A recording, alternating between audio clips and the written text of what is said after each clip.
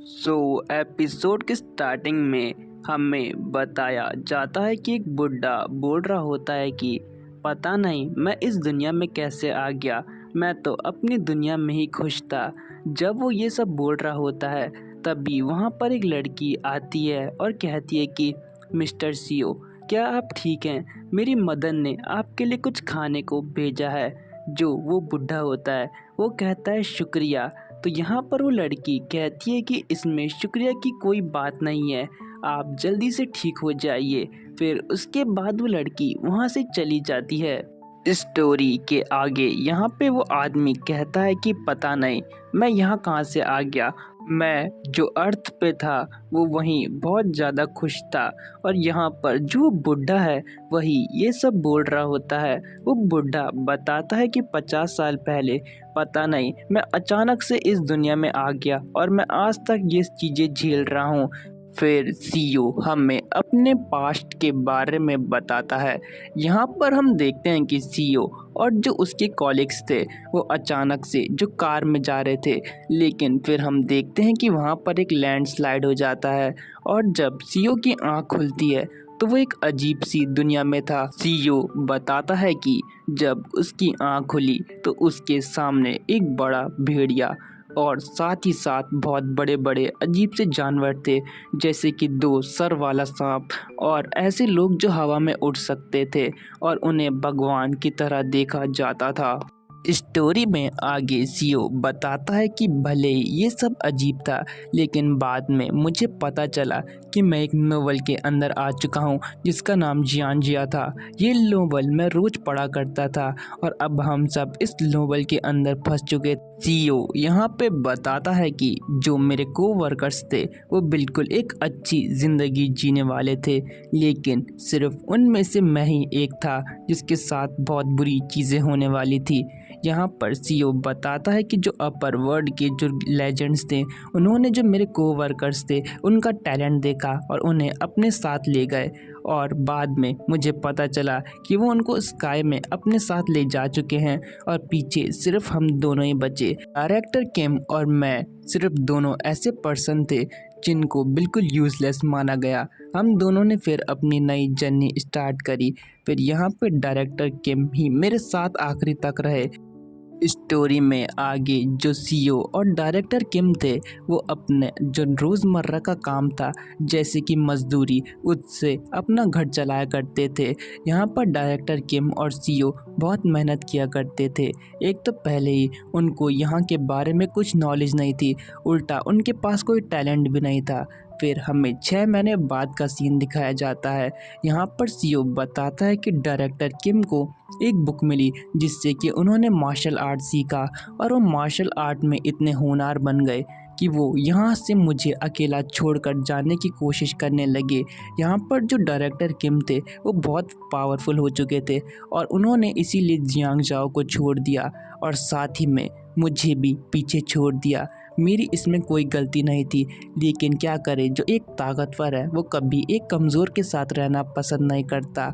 लगता है कि अब मेरा अंत करीब है। मैं बहुत साल तक इस गलतफहमी में रहा कि मेरे अंदर भी कुछ स्पेशल होगा, कि मैं भी कुछ कर सकता हूँ, इसीलिए मैं इस दुनिया में आया हूँ। लेकिन वो सब बस मेरा एक सपना था। मैं बस ऐसे ही यहाँ पर अपनी ज़िंदगी काटता रहा। मैंने 50 साल इतनी हार्डशिप में काटे और लास्ट में मैं सिर्फ एक बुढ़ा हूँ जो एक ज़ुकाम से मरने वाला हूँ। मैं अर्थ से आया था, लेकिन अब पता नहीं मैं यहाँ कैसे फंसा और मेरी जो लाइफ है वो इतनी टफ हो गई। यहाँ पर सीईओ ने बहुत सारी चीज़ें करी। उसने अपने रहने के लिए घर ढूंढा, यहाँ की लैंग्वेज सीखी और साथ ही साथ उसने यहाँ पैसे कमाने के लिए सोप का इन्वेंशन करा। लेकिन बेचारे के साथ बिल्कुल अच्छा नहीं हुआ, क्योंकि जो उसका सोप था उसको किसी ने चुरा लिया और उसी के सामने उसका जो सोप था वो बाकी लोग भी बेचना स्टार्ट कर चुके थे, इसलिए उसे इस मार्केट से निकाल दिया गया। और लास्ट में जो सीईओ था वो एक ऐसे ही यूजलेस पर्सन बन के रह गया। यहाँ पर जो बेचारा सीईओ है वो बहुत टूट जाता है। यहाँ पर सीईओ कहता है कि मैं अब कुछ नहीं कर सकता, मुझे सिर्फ अपनी मौत का इंतज़ार है। अब मेरे अंदर इतनी भी एनर्जी नहीं है कि मैं अपनी आंखें खोले रख सकूं। पता नहीं मुझे क्यों सेलेक्ट किया गया, जबकि मैं इतना स्पेशल नहीं था। तो इसमें मुझे यहाँ लाने की क्या ज़रूरत थी। मुझे बेफालतू में ही इतनी हार्डशिप झेलनी पड़ी। चलो, अब लगता है कि जो मेरे मरने का समय है वो पास आ चुका है। यहाँ पर सीईओ आगे कहता है कि अगर मेरे पास कुछ और अपॉर्चुनिटीज़ होती तो शायद मैं कुछ और कर सकता था। और लास्ट में सीईओ यही कहता है कि अपॉर्चुनिटीज़, और इसी के साथ जो सीईओ की आंखें हैं वो बंद हो जाती है। लास्ट में सीईओ यहाँ पे कहता है कि लगता है कि जो मेरी मौत थी वो इसी तरह लिखी गई थी। और यहाँ पर तभी उसके सामने एक रोशनी आती है और जो सीईओ है उसकी आंखें अचानक से खुलती है। भाई, हर मानव में सेम चीज़ होती है। यहाँ पर जो सीईओ है वो रीइंकार्नेटेड हो जाता है। यहाँ पे सीईओ कहता है कि आखिरकार मैं हूँ कहाँ, मैं अर्थ पे वापस आ चुका हूँ क्या। लेकिन हम देखते हैं कि उसके सामने उसके कोवर्कर्स भी पड़े होते हैं। यहाँ पर सीईओ कहता है कि आखिरकार हम कहाँ हैं, और उसके कोवर्कर्स भी सेम बात कहते हैं। सीईओ को यहाँ पे सब कुछ समझ आ जाता है। लौंडा स्मार्ट है ब्रदर। यहाँ पे सीईओ कहता है कि मैं बिना पावर के यहाँ नहीं आया था, बल्कि मेरे पास जो सबसे अच्छी पावर थी।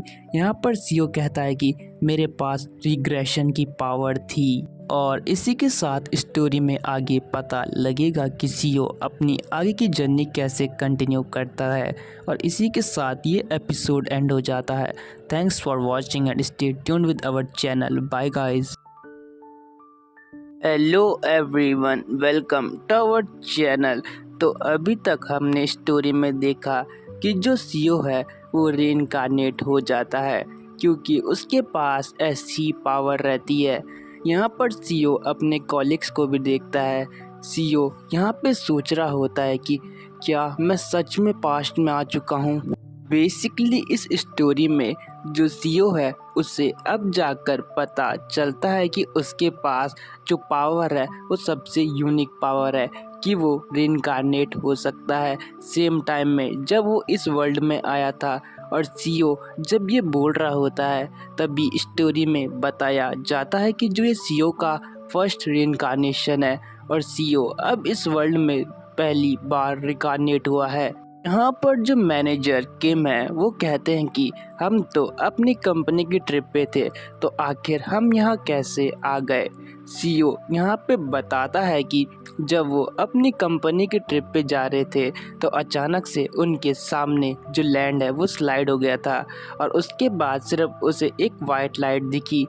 सीईओ यहाँ पे सोच रहा होता है कि इतने साल पुरानी बात को याद करना अभी मुश्किल है।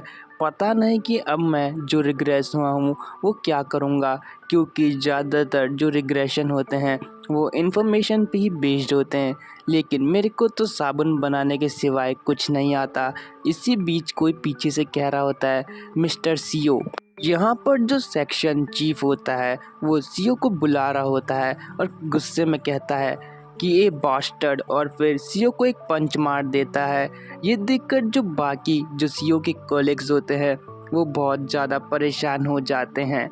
यहाँ पर वो कहता है कि तुमने हमें इस मुसीबत में डाल चुका है बेवकूफ़, तुम्हें क्या ज़रूरत थी हमें वहाँ ले जाने की, तुम्हारी वजह से हम मरते मरते बचे हैं।